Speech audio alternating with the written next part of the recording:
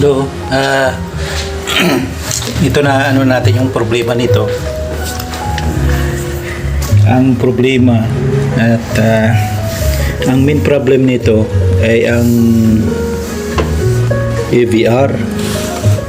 Kasi ang EVR 220 yung pumapasok doon. Tapos itong EVR ang output niya, ang lumalabas dito ay nasa 216 lang dito. 216 to 17 lang ang lumalabas dito. So hindi makasustain yung power supply papunta dito sa compressor. At kaya nga nag-high ampere siya at nagtitrip. Pangalawa, yung relay nito ay napalitan natin, medyo hindi na rin gumagana.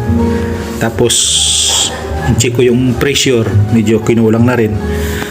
Ikinargahan ko na rin siya. At ito may nakita pa ko rito.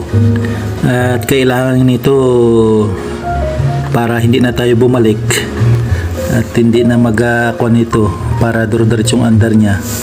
Na-check ko na lang. Ito may tingnan nyo na yan, marumi yung condenser. Yan, nadumi. Yan o, marumi. So kailangan din linisin natin. Linisan ko tapos i-finalize na yun. Yun na yun. Lumamig naman siya, okay na siya.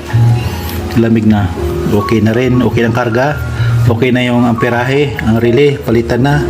Ito ay nakadiretso na siya, nakadirect na. Ang ginawa ko, dinaretso ko dito. Ito. Ayun, dinaretso ko dahil sa ito lang paraan para may diretsyo natin. Dinaretso ko na para mawala na dito saksakan, diretso dun sa outlet. So mubra na siya, na okay ng power supply. At pwede naman nila gagamitin to na hindi na pwede nila pandarin na hindi na gagamitin ito.